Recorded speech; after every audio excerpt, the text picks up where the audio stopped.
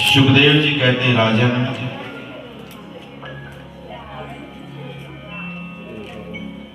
हिरण्यकश्यप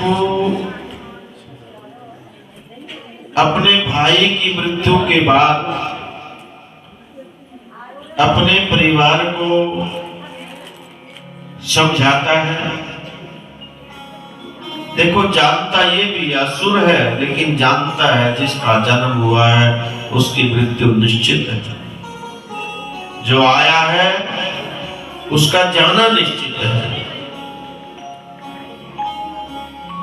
आज हिरण्यकश्यप अपने परिवार को तो समझाता है, लेकिन स्वयं अपने जीवन में उस भाव को उतार नहीं पाता। अंदर से उसके मन में ईर्ष्या है, द्वेष है कि मैं उस विष्णु से, उस भगवान से, उस नारायण से अपने भाई की मृत्यु का बदला कैसे लूं। और हिरण्यकश्यप ने अपने राज्य में मंदिरों में पूजा पाठ बंद करवा दी, यज्ञ हवन बंद करवा दिए, दीपक आरती बंद करवा दी, लेकिन फिर भी उसको संतुष्टि नहीं हुई।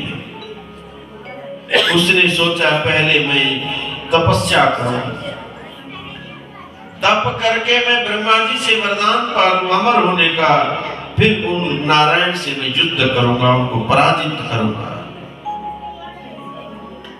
सुखदेव जी कहते हैं, राजन, हिरण्यकश्यप मन में इस भाव को लेकर के महल छोड़ करके जंगल में तपस्या करने के लिए चल पड़ता है। उधर उनकी पत्नी कयाधु जो भगवान की परम भक्त है, वो गर्भवती है। इंद्र को ये बात पता चल जाती है। इंद्र आता है, हिरण्यकश्यप के 3 पुत्रों को मार डालता है और गर्भवती कयाधु को, हिरण्यकश्यप की पत्नी कयाधु को हरण करके ले जाता है। मार्ग में देवर्षि नारद जी इंद्र को मिलते हैं। नारद जी ने जब कयाधु को ले जाते देखा तो नारद जी ने पूछा, रे इंद्र, तुम क्या कर रहे हो? इंद्र ने देवर्षि नारद जी को साष्टांग प्रणाम किया और कहा, गुरुदेव, ये हिरण्यकश्यप की पत्नी है कयाधु। हिरण्यकश्यप असुर है, देवताओं का शत्रु है। मैंने उसके 3 पुत्रों को मार डाला और ये उनकी पत्नी कयाधु ये गर्भवती है। मैं इसके बालक को, जो इस बालक को ये जन्म देगी, जन्म देते ही मैं इसके बालक को भी समाप्त कर दूंगा, क्योंकि अंश तो हिरण्यकश्यप का ही है, असुर है। सर्प का बच्चा विषैला ही होता है, बाहर निकलेगा दिल से तो किसी न किसी को डसेगा ही। महाराज, मैं इस बच्चे को जन्म लेते ही मार दूंगा ताकि असुर समाप्त हो जाएंगे, किसी की हानि ना कर पाए। नारद जी ने कहा कि इंद्र, तुम बात तो ठीक कहते हो, लेकिन कभी कभी तुम अहंकार में, अभिमान में आकर के अपना विवेक खो बैठते हो। तुम जानते हो ये कौन है? ये कयाधु है, भगवान की परम भक्ता है, और इसके गर्भ में पल रहा जो बालक है वो कोई साधारण नहीं है, भगवान का परम भक्त है प्रहलाद।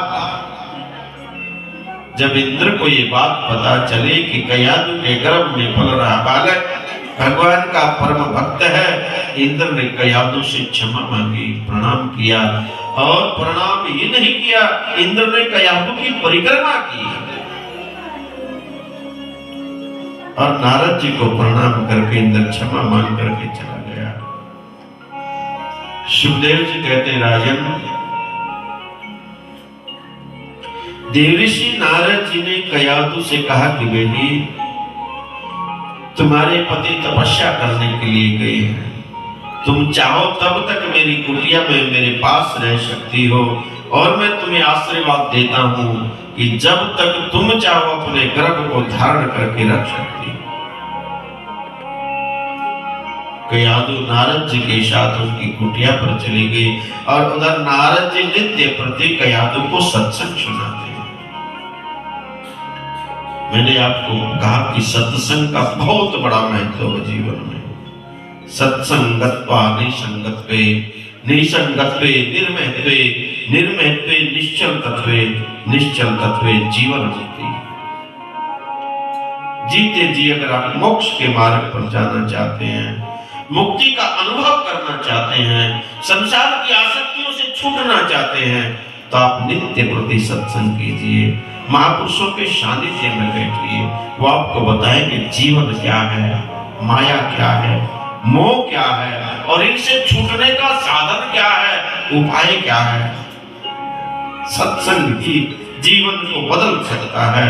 सत्संग हमें जीते जी मोक्ष के मार्ग पर ले जा सकता है। सत्संग ही हमें मोक्ष प्रदान कर सकता है और वो सत्संग महापुरुषों के सानिध्य में बैठने से मिलेगा, इनकी सेवा से मिलेगा। अर्जुन ने गीता में भगवान से पूछा था, प्रभु ये ज्ञान, ये मोक्ष का मार्ग ये कहां मिलेगा? भगवान ने कहा, अर्जुन उन महापुरुषों की शरण में जाइए। ब्रह्मज्ञानी महापुरुषों की शरण में, उनकी शरण में बैठ करके उनके चरणों की सेवा कीजिए और वो महापुरुष तुझे जब तुम्हारी सेवा से संतुष्ट हो जाए फिर उनसे प्रसन्न कीजिए। तद्विधि प्रणिपातेन परिप्रश्नेन सेवया, तुम्हारी सेवा से वो संतुष्ट हो जाए फिर उनसे पूछिए, महाराज मेरी मुक्ति का मार्ग क्या है, मेरा कल्याण कैसे होगा। लेकिन ध्यान रखना, महापुरुषों के पास जाकर के पहले सेवा कीजिए। बिना सेवा कुछ नहीं मिलता, क्योंकि सेवा से अंतःकरण शुद्ध होता है और जब अंतःकरण शुद्ध होगा तो महापुरुषों के द्वारा दिया हुआ ज्ञान, दी हुई शिक्षा तभी तो हमारे अंतःकरण में आएगी, हमारे मन में आएगी, ठहर पाएगी। सेवा से हमारे अंदर पात्रता आती है। पात्र अच्छा होगा तो ज्ञान ठीक से उसमें ठहर पाएगा। पहले सेवा कीजिए। तद्विधि प्रणिपातेन परिप्रश्नेन सेवया, सेवा से जब संतुष्ट हो जाए महापुरुष गुरुदेव, तब अपने जीवन के उद्धार का प्रश्न पूछ कीजिए। यही तो सत्संग है। नारद ऋषि नित्य प्रति कयादु को भगवान की चर्चा सुनाते हैं, कथा सुनाते हैं और वो कथा गर्भ में पल रहा बालक में सुन रहा है। वो सारे संस्कार उस बालक पर पड़ रहे हैं। उधर हिरण्यकश्यप ने कठोर तपस्या की और इतनी कठोर तपस्या की कि उसके शरीर पर दीमक चढ़ गई, मिट्टी चढ़ गई, कीड़ों ने मिट्टी चढ़ा दी और तपस्या का तेज फैलने लग गया, स्वर्ग तक पहुंचा। स्वर्ग के देवता घबराने लगे, किसकी तपस्या का तेज है, मानो लगता है स्वर्ग को भी जला डालेगा। देवता ब्रह्मा जी के पास गए और ब्रह्मा जी के पास जाकर कहते, महाराज ये कौन तपस्या कर रहा है आपके नाम की, आपका नाम जप रहा, ओम नमो ब्रह्मणे, ओम नमः ब्रह्मणे। ब्रह्मा जी ने कहा, चिंता मत करो, ये हिरण्यकश्यप है, तप कर रहा है वर पाने के लिए, मैं अभी जाता हूं, इसको वरदान देता हूं। ब्रह्मा जी आते हैं। ब्रह्मा जी ने देखा शरीर पर तो दीमक चढ़ी हुई है, मिट्टी चढ़ी हुई है। अपने कमंडलू से जल लिया, जल को अभिमंत्रित किया। हिरण्यकश्यप का शरीर अष्टपुष्ट हो गया। हिरण्यकश्यप की आंखें खुली, सामने ब्रह्मा जी को देखा। ब्रह्मा जी ने कहा, हे राजन, हे हिरण्यकश्यप, आपकी तपस्या से मैं संतुष्ट हूं, मांगिए क्या चाहिए आपको। हिरण्यकश्यप ने कहा हाथ जोड़ के, हे ब्रह्मदेव, अगर आप मेरी तपस्या से संतुष्ट हैं, आप मेरी तपस्या से अगर प्रसन्न हैं, तो मुझे अमर होने का वरदान दे दीजिए, मेरी कभी मृत्यु ना हो। सुखदेव जी कहते, राजन, जो इस प्रकार की भावना रखता है, देखो इस संसार में जो आया है उसकी मृत्यु निश्चित है, जिसका जन्म हुआ उसकी मृत्यु निश्चित है। कभी कभी हमारे मन में भी ऐसी भावना आती है, हम जोड़ते रहते हैं, धन इकट्ठा करते रहते हैं, लगे रहते हैं अपने लिए, अपने बच्चों के लिए, अपने परिवार के लिए, और मन में सोच लेते हैं कि हमने तो मरना ही नहीं, हमने तो जाना ही नहीं, हमने तो रहना है। ये जो इस प्रकार की भावना, मानो ये हिरण्यकश्यप की भावना, सब कुछ, सारे संसार का धन, सारे संसार की संपत्ति मेरी हो जाए, इस प्रकार की जो ये भावना है। ब्रह्मा जी ने कहा कि हिरण्यकश्यप इस संसार में जो आया है उसकी मृत्यु निश्चित है, मैं तुम्हें अमरता का वरदान दे नहीं सकता। दूसरा कारण यह है, मेरा काम केवल बनाने का है, संहार का काम देवादिदेव महादेव का है, और किसी दूसरे के कार्य में हस्तक्षेप करना उचित नहीं। मैं आपको अमर होने का वरदान नहीं दे सकता, आप इसके बदले कोई और वर ले लीजिए। हिरण्यकश्यप ने कहा, महाराज जो मांगूंगा वो मिलेगा। ब्रह्मा जी ने कहा, आप जो मांगोगे वही मिलेगा। हिरण्यकश्यप ने कहा, महाराज मुझे ऐसा वर दीजिए, मैं न दिन में मरूं न रात में मरूं, न पृथ्वी पर मरूं न आकाश में मरूं, न बाहर मरूं न भीतर मरूं, न अस्त्र से मरूं न शस्त्र से मरूं, न 12 महीने में किसी महीने में मेरी मृत्यु न हो, न नर से मरूं न जानवर से मरूं। महाराज आपकी बनाई हुई सृष्टि में मेरी मृत्यु किसी से ना हो। ब्रह्मा जी ने कहा, तथास्तु। हिरण्यकश्यप वर पाकर के अपने आप को सोचने लगा, मैं अमर हो गया। ब्रह्मा जी तो अंतर्ध्यान हो गए। हिरण्यकश्यप वरदान पाकर के अपने महल में आया। सुखदेव जी कहते, राजन, उधर उनकी पत्नी कयादु को भी पता चला कि मेरे पति की तपस्या संपन्न हो गई। वो भी देवऋषि नारद जी से आज्ञा लेकर के अपने महल। हिरण्यकश्यप पहले से ही अत्याचार करता था, संतों पर, ब्राह्मणों पर पाप करता था। अब वरदान पाकर के उसकी शक्ति और बढ़ गई, उसने अपने आप को अमर समझ लिया। अब वो और पाप करने लग गया। मंदिर बंद करवा दिए, पूजा पाठ यज्ञ हवन सब बंद करवा दिए, क्योंकि उसको लगा कि नारायण की शक्ति यज्ञ में है, मंदिरों में है, पूजा पाठ में है, सब बंद करवा दिए। और घोषणा कर दी, किसी ने यज्ञ करना है तो केवल हिरण्यकश्यप के नाम का, आरती करनी है तो हिरण्यकश्यप के नाम की, पूजा करनी है तो केवल हिरण्यकश्यप के नाम की, क्योंकि मैं ही सबका राजा हूं और राजा ही सबका स्वामी होता है। और किसी ने हिरण्यकश्यप की आज्ञा का उल्लंघन किया तो उसको हिरण्यकश्यप ने मृत्यु दंड दे दिया। सुखदेव जी कहते, राजन, हिरण्यकश्यप का अत्याचार बढ़ता चला गया। उधर हिरण्यकश्यप की पत्नी कयादु ने एक सुंदर बालक को जन्म दिया, जिसका नाम रखा प्रहलाद। प्रहलाद, जो दूसरों को प्रसन्नता देने वाला, दूसरों को आनंद देने वाला, दूसरों को खुशी देने वाला, ऐसा प्रहलाद।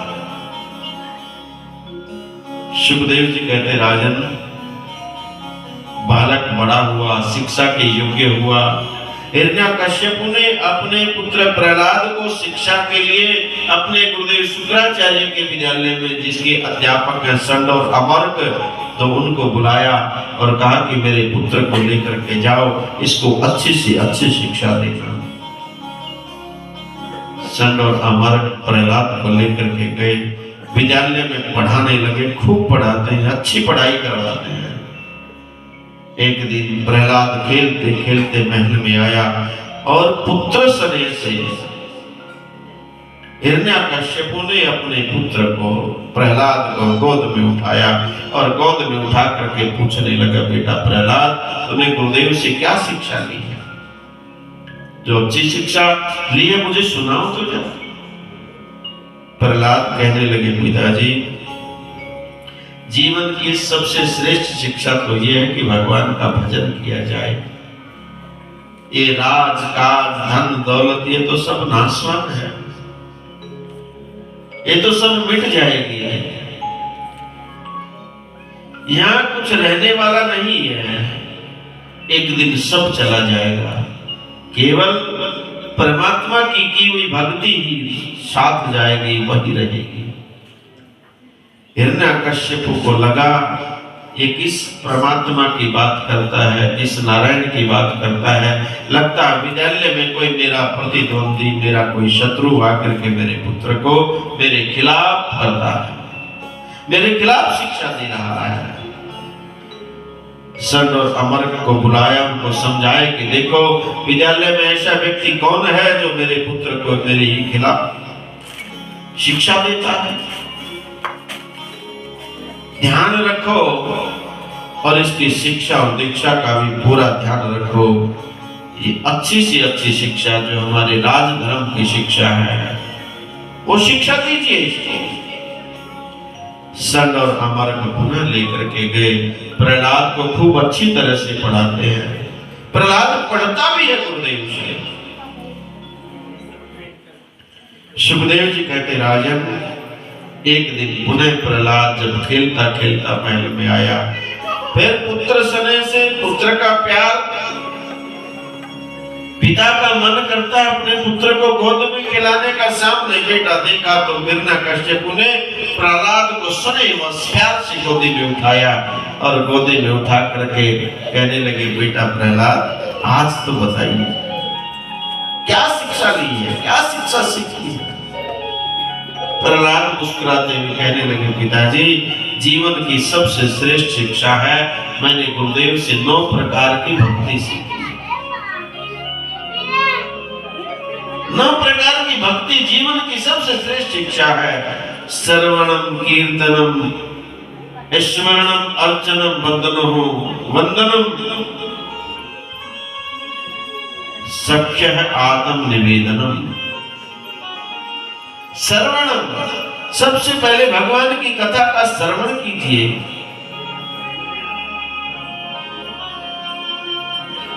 कीर्तनम, फिर भगवान के नाम का कीर्तन कीजिए।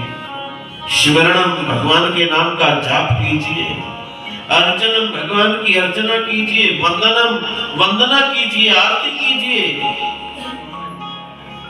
पाद स्मरणम, फिर पाद भगवान के चरणों की सेवा कीजिए। सख्य, फिर भगवान से कोई अपना संबंध जोड़ लीजिए। भगवान को अपना सखा बना लीजिए, भगवान को अपना मित्र बना लीजिए, भगवान को अपना पुत्र बना लीजिए, भगवान को अपना भाई बना लीजिए, भगवान को अपना बेटा बना लीजिए, संबंध जोड़ लीजिए। गोपियों ने भगवान से संबंध जोड़ा, सखाओं ने भगवान को, ग्वाल वाला ने भगवान को अपना सखा बना लिया। नरसी ने भगवान को अपना पुत्र मान लिया। नरसी की बेटी नानी बाई ने भगवान को अपना भाई मान लिया और भगवान ने प्रत्येक संबंध को निभाया, प्रत्येक रिश्ते को निभाया। भगवान कहते, कोई मुझसे रिश्ता जोड़ने वाला हो, मैं उसको निभाने को तैयार हूं। रिश्ता तुम जोड़ो, निभाऊंगा मैं, ये भगवान का वचन है। नानी बाई ने भगवान को एक ही बार भाई कहा था कि सामरिया कहां चलो गए हो, यहां मेरा पाटड़ा सुनना है मेरे भाई के बिना। मेरे भगवान ने देर नहीं की और अकेले नहीं आए, अपनी पत्नी रुक्मिणी और सत्यभामा को भी साथ लेकर के आए। भगवान कहते, कोई रिश्ता जोड़ने वाला तो निभाने को मैं तैयार हूं। मीरा बाई ने भगवान को अपना पति मान लिया, भगवान ने उस रिश्ते को निभाया। मीरा को अपने में समा लिया। भगवान उस रिश्ते को निभाते हैं। यही बात प्रहलाद कहते हैं, सख्य आत्मनिवेदनम, भगवान के समर्पण हो जाओ, भगवान के समर्पण हो जाओ। और मैं आपको बात बताऊं, मैंने आपको कल भी ये बात बता रहा था, भगवान के समर्पण होकर के भगवान से जब कुछ मांगने की बात आए तो भगवान से एक ही चीज मांगना। बोलो जय श्री कृष्ण। एक ही चीज मांगना, भगवान हमारे अंतःकरण में जो हमारे विषयों ने स्थान बना लिया, विषयों ने हमें घेर लिया, बस इन विषयों को मिटा देना, ये विकार मिटा देना। विषय विकार मिटाओ, पाप हरो देवा, श्रद्धा भक्ति बढ़ाओ, संतन हरि सेवा। बस यही एक भावना जीवन में गुनगुनाते रहना इस पंक्ति को, तो परमात्मा तुम्हारे अंतःकरण में बसे हुए उन विकारों को मिटा देंगे। विषय विकार मिटाओ, बस भगवान से यही चीज मांगना, हमें कुछ नहीं चाहिए।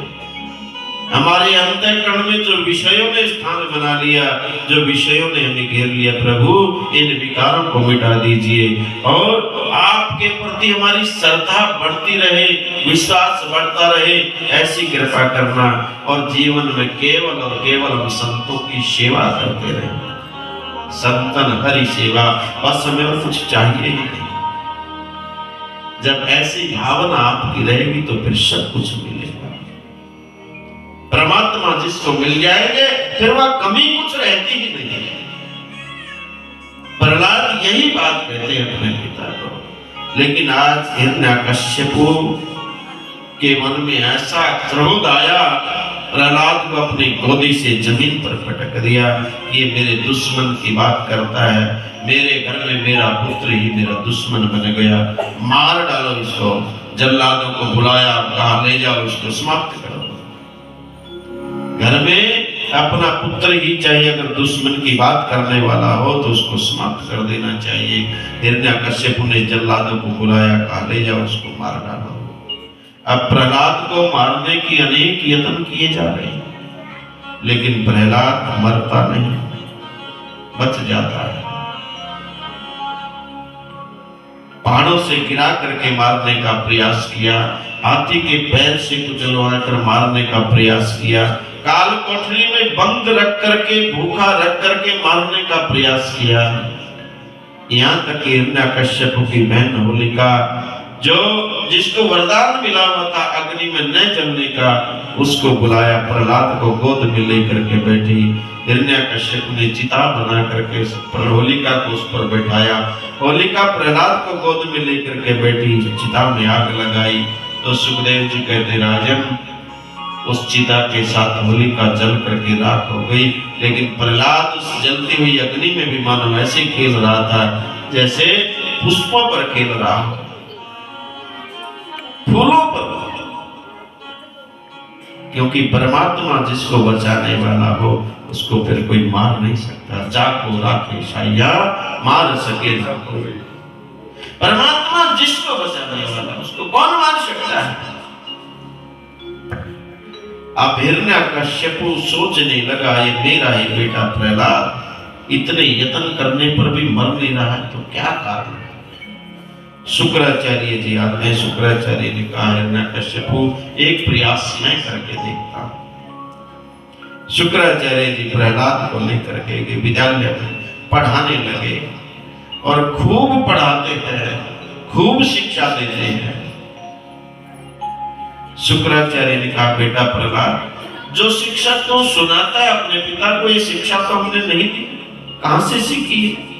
प्रहलाद मुस्कुराते हुए कहते हैं, गुरुदेव ये शिक्षा तो मैंने अपनी माता के गर्भ में ही अपने गुरुदेव देव ऋषि नारद जी के मुखारविंद से सुनी। और जो शिक्षा माँ के गर्भ में बच्चे के ऊपर पड़ जाती, जो संस्कार पड़ जाते हैं वो जीवन की अंतिम श्वास तक नहीं छूटते।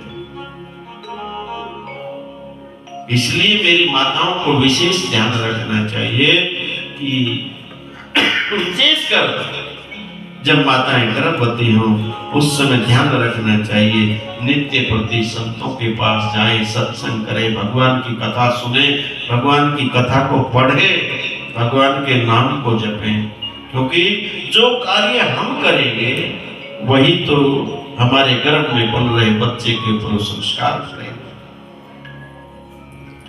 प्रहलाद ने कहा गुरुदेव ये तो मैंने अपनी माता के गर्भ में ये शिक्षा ले ली। शुक्राचार्य समझ के भी प्रहलाद को समझाना आसान नहीं है। फिर भी शुक्राचार्य ने कहा बेटा जो हम पढ़ाते हैं वही अपने पिता को सुनाया करो। और मानो आज कैसी अद्भुत भावना जगी। शुक्राचार्य ने कहा बेटा चल जो मैंने पढ़ा तो सुना। और आज प्रहलाद अपने गुरुदेव को कहता है गुरुदेव एक काम करो, मैं जो बोलता जाऊं बस मेरे चित्त में, मेरी तख्ती पर, मेरे हृदय में वो लिखते जाओ, बस ऐसा लिख देना कभी मिटेगा। मेरे चित्त में, मेरी तख्ती पर, मेरी भट्टी पर, मेरे मन में वही सब कुछ प्रहलाद की भावना अद्भुत है। और प्रहलाद आज कहने लगा गुरुदेव मेरी पट्टी उत्ते लिख देना मेरे प्रभु का नाम, मेरे गोविंद का नाम, मदन गोपाल। बहुत सुंदर भाव दिया है। लिखण वाले आ तू होके दयाल लिख दे, मेरी पट्टी उत्ते मदन गोपाल लिख दे, मेरी पट्टी उत्ते मदन गोपाल लिख दे, श्याम लिख दे, नंदलाल लिख दे, मेरी पट्टी उत्ते मदन गोपाल लिख दे, मेरी पट्टी उत्ते मदन गोपाल लिख दे। लिखण वाले तू होके दयाल लिख दे, मेरी पट्टी उत्ते मदन गोपाल लिख दे, तेरी पट्टी उत्ते मदन गोपाल लिख दे।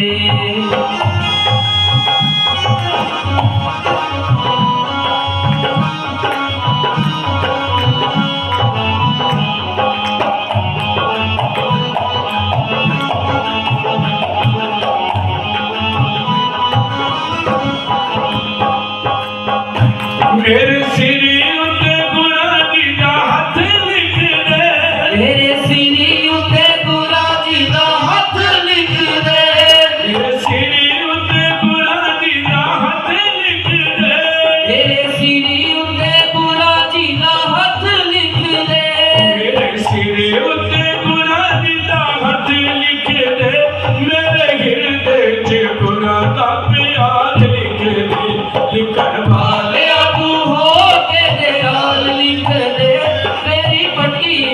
मदन गोपाल लिख दे, मेरी पट्टी उत्ते मदन गोपाल लिख दे, मेरी पट्टी उत्ते मदन गोपाल लिख दे।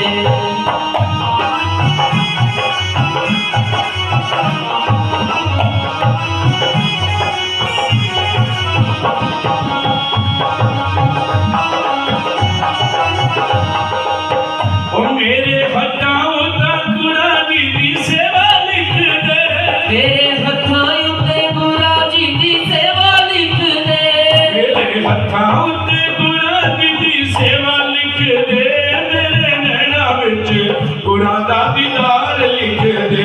लिखण वाले तू होके दयाल लिख दे, मेरी पट्टी उत्ते मदन गोपाल लिख दे, ओ मेरी पट्टी उत्ते मदन गोपाल लिख दे, मेरी पट्टी उत्ते मदन गोपाल लिख दे, मेरे पैरां उत्ते गुरा दर जाना लिख दे, मेरे पैरां उत्ते गुरा दर जाना लिख दे, मेरे पैरां उत्ते गुरा दर जाना लिख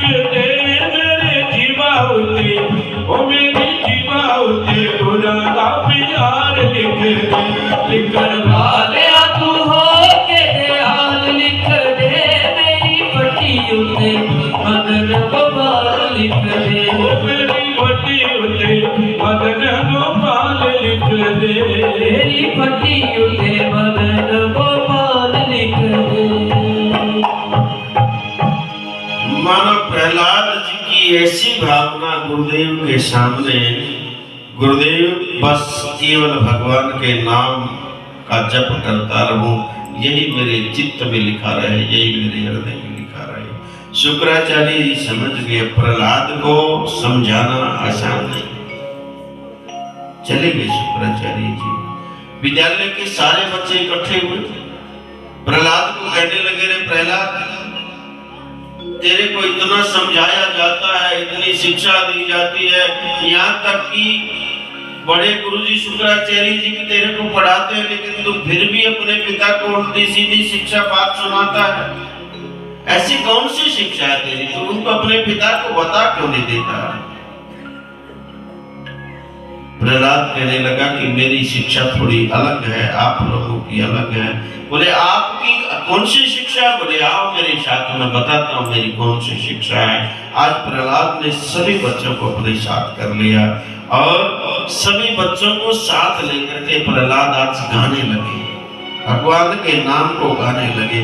किसी के हाथ में करताल है, किसी के हाथ में मजीरा है, किसी के हाथ में ढोलक है, सब गाने लगे प्रहलाद के साथ।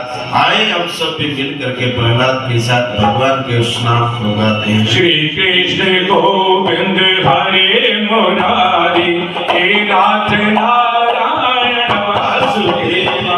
श्री कृष्ण गोविंद हरे मुरारी, हे नाथ नारायण वासुदेवा। हे नाथ नारायण वासुदेवा, हे नाथ नारायण वासुदेवा।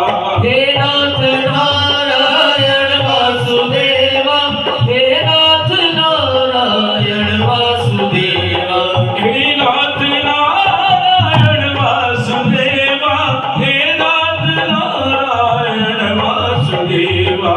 हे नाथ नारायण वासुदेवा, हे नाथ नारायण वासुदेवा। श्री कृष्ण गोविंद हरे मुरारी, हे नाथ नारायण वासुदेवा। श्री कृष्ण गोविंद हरे मुरारी, हे नाथ नारायण वासुदेवा। सुखदेव जी कहते, राजन, जैसे ही शोर हुआ, बच्चों ने भगवान के नाम को गाना प्रारंभ किया, शुक्राचार्य जी के सन और अमर्क के कानों में आवाज गई। दौड़े दौड़े आए, देखा प्रहलाद सभी बच्चों को साथ लेकर के गा रहे, नाच रहे। समझ गए अब प्रहलाद अकेला नहीं, ये तो हजारों प्रहलाद हो गए। लेकिन क्या किया जाए? उन्हें प्रहलाद को रोक देते तो सब रुक जाएंगे। आज जैसे शुक्राचार्य जी ने भी, सन और अमर्क ने भी प्रहलाद को रोकने का प्रयास किया, प्रहलाद को पकड़ करके, लेकिन आज उनके भी शरीर में ऐसा दिव्य करंट लगा, दिव्य शक्ति का संचार हुआ। वो भी भूल गए अपने शुद्ध बुद्ध को, बैठे और प्रहलाद के साथ नाचने लग गए, गाने लग गए। ओ गोविंद जय जय गोपाल जय जय, जय गोपाल जय जय। गोविंद जय जय गोपाल जय जय, गोविंद जय जय गोपाल जय जय। गोविंद जय जय गोपाल जय जय, गोविंद जय जय गोपाल जय जय। राधा रमण हरि गोविंद जय जय, हरि गोविंद जय जय। राधा रमण हरि गोविंद जय जय, राधा रमण हरि गोविंद जय जय। अब जैसे ही शोर बढ़ा, हिरण्यकश्यप के कानों में आवाज गई। सोचा विद्यालय में ये शोर कैसा हो रहा है, सैनिकों को भेजा कि जाकर के देखो तो सही। अब जो भी सैनिक आता है, आते ही इस दृश्य को देख करके आश्चर्य में पड़ जाता है और प्रहलाद को ही रोकने का प्रयास करता है, लेकिन जैसे प्रहलाद को छूता अपने शुद्ध बुद्ध खो बैठता है। इस प्रकार से हिरण्यकश्यप ने जितने सैनिक भेजे, कोई वापस जाकर के हिरण्यकश्यप को बताता नहीं, क्योंकि सब के सब वहीं रह जाते हैं और प्रहलाद के साथ गाते हैं, नाचते हैं। ओ श्रीमन नारायण नारायण नारायण, श्रीमन नारायण नारायण नारायण, श्रीमन नारायण नारायण नारायण, श्रीमन नारायण नारायण नारायण, ओ लक्ष्मी नारायण नारायण नारायण, लक्ष्मी नारायण नारायण नारायण, ओ बद्री नारायण नारायण नारायण, बद्री नारायण नारायण नारायण, श्रीमन नारायण नारायण नारायण, श्रीमन नारायण नारायण नारायण। सुखदेव जी राजा परीक्षित को कहते, राजन अपने हृदय में इस दृश्य को देखिए तो सही। प्रहलाद अपने सखाओं के साथ, मित्रों के साथ, गुरु शुक्राचार्य, सन और अमरक, जितने भी सैनिक हिरण्यकश्यप ने भेजे, सभी भगवान के नाम को गा रहे हैं और नाच रहे हैं। हिरण्यकश्यप को लगा कि शोर तो बढ़ता जा रहा है। स्वयं हिरण्यकश्यप आया और जैसे विद्यालय में देखा उसने प्रहलाद के साथ सभी को नाचते गाते भगवान के नाम का संकीर्तन जैसे हिरण्यकश्यप ने सुना, हिरण्यकश्यप की आंखें लाल हो गई, क्रोध से होठ फड़फड़ाने लग गए। सोचने लगा क्या किया जाए और गुस्से में आकर एक मुक्के का प्रहार जमीन पर ही मारा और जैसे मुष्टि का प्रहार जमीन पर हुआ, आवाज हुई, कीर्तन बंद हो गया। सबका ध्यान हिरण्यकश्यप की ओर गया। बोलो जय श्री कृष्ण। जय श्री कृष्ण। हिरण्यकश्यप की ओर जैसे सबका ध्यान गया, सब कांपने लग गए, डर गए। लेकिन हिरण्यकश्यप का क्रोध उतना बढ़ गया। अब हिरण्यकश्यप ने सोचा इन सब को बाद में देखूंगा, पहले प्रहलाद से बात करता हूँ।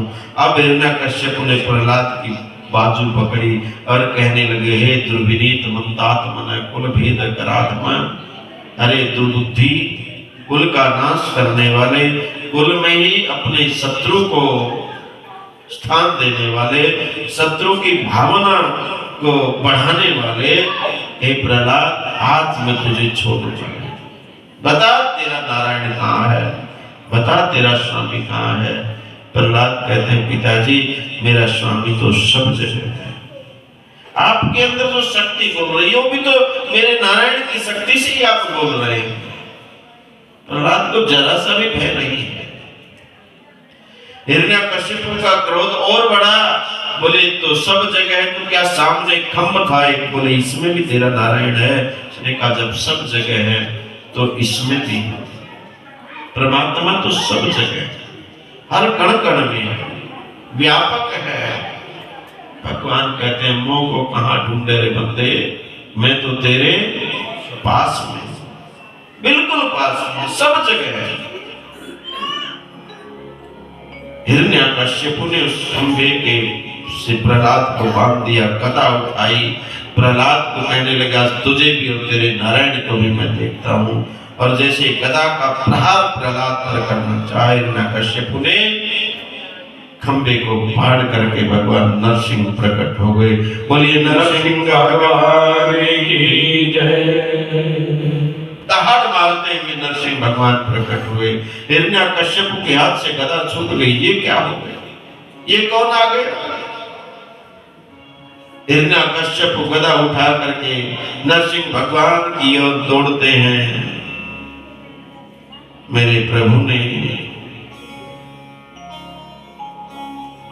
हिरण्यकश्यप को पकड़ लिया,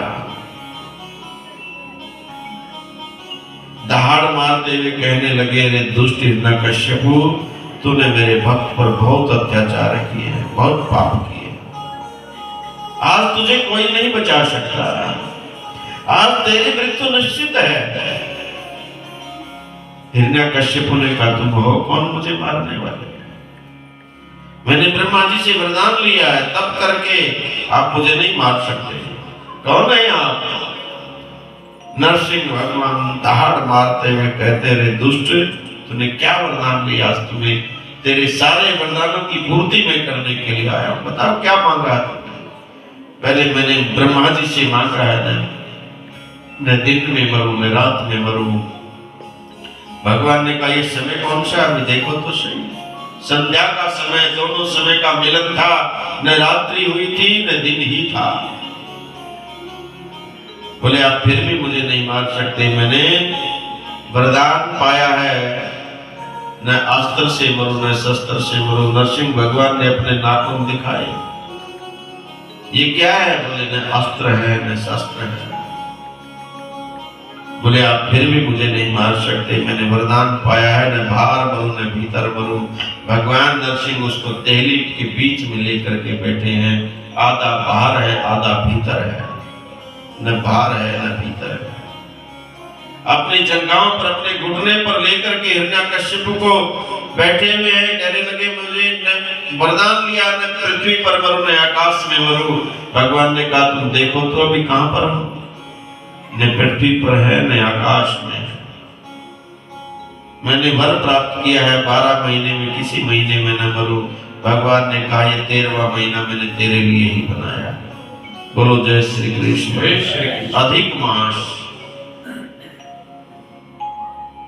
हिरण्यकश्यप फिर कहता कि आप फिर भी मुझे नहीं मार सकते, मैंने वरदान लिया, मैंने नर से मरूं न सिंह से यानी जानवर से मरूं, पशु से मरूं। भगवान ने कहा मैं देखो तो क्या दिखाई देते हैं?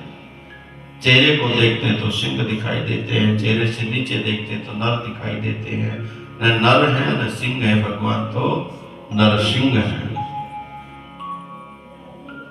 और हिरण्यकश्यप ने कहा आप फिर भी मुझे नहीं मार सकते, मैंने वरदान लिया ब्रह्मा से कि ब्रह्मा जी की बनाई हुई सृष्टि में मैं किसी से न मरूं। नरसिंह भगवान दहाड़ मारते हुए कहते रे दुष्ट, ब्रह्मा जी को भी हम ही बनाते हैं, ब्रह्मा जी से हम नहीं है। हिरण्यकश्यप ने कहा तुम हो कौन? बोले जिसकी तुझे तलाश थी, जिसका नाम तू दिन रात जप रहा था। एक बार तो हिरण्यकश्यप उठ करके प्रयास करता है भगवान को मारने का, गदा उठा करके भगवान के ऊपर प्रहार करने का, लेकिन मेरे गोविंद ने पुनः हिरण्यकश्यप को पकड़ लिया, अपनी जंघाओं पर लेटा लिया। दहाड़ मारते हुए मेरे गोविंद ने अपने नाखूनों से हिरण्यकश्यप के हृदय को फाड़ डाला, हिरण्यकश्यप की आंतड़ियों को निकाल दिया। हिरण्यकश्यप की आंतड़ियां निकाल के भगवान ने अपने गले में डाल ली और हिरण्यकश्यप का उद्धार कर दिया मेरे प्रभु ने। सुखदेव जी कहते राजन, भगवान का क्रोध बढ़ता चला गया, शांत नहीं हुआ। भगवान की आंखें लाल हैं, ब्रह्मादि देवता भगवान की स्तुति कर रहे हैं, लेकिन भगवान के सामने जाने का सामर्थ्य किसी में।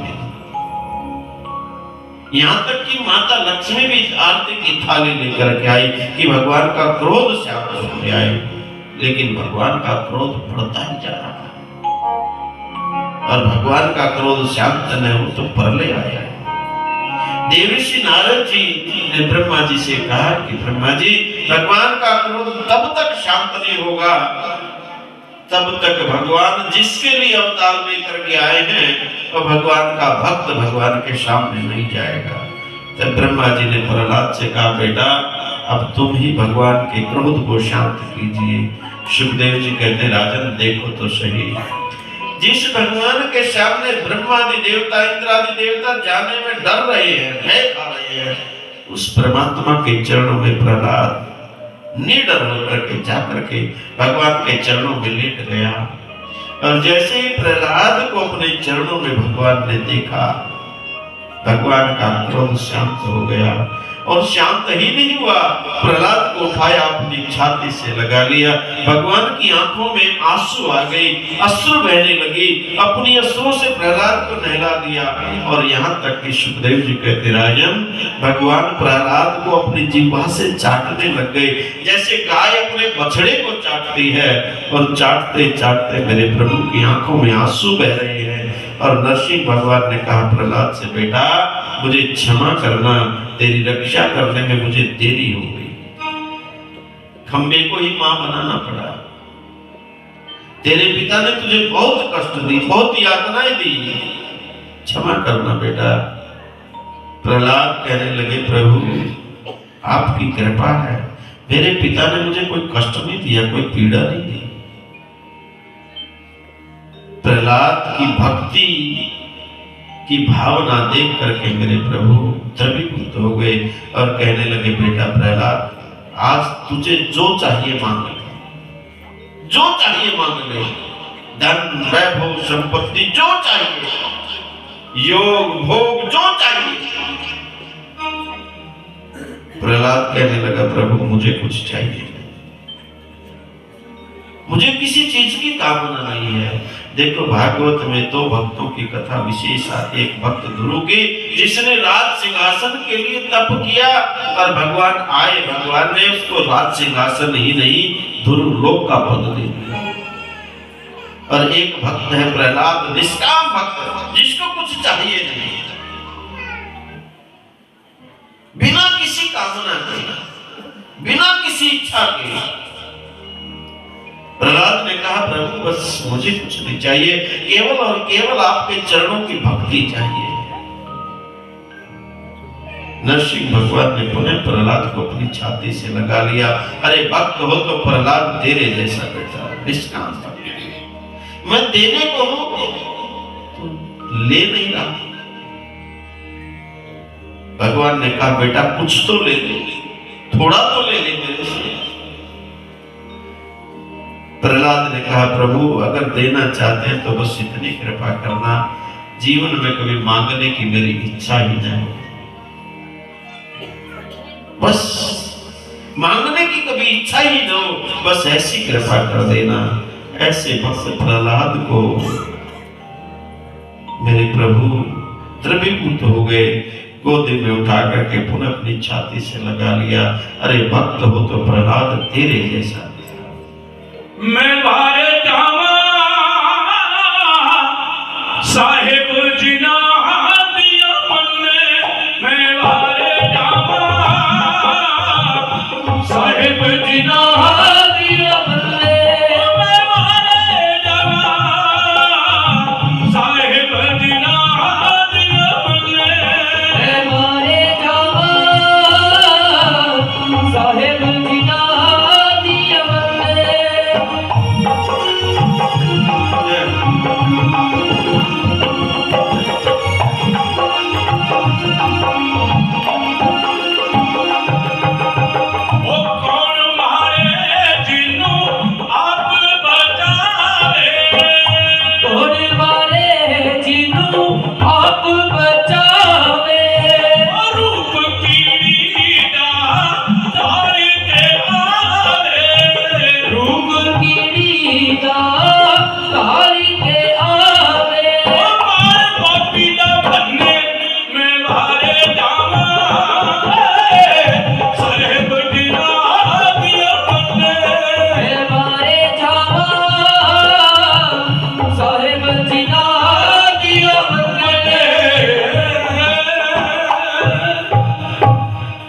बोलिए नरसिंह भगवान की जय।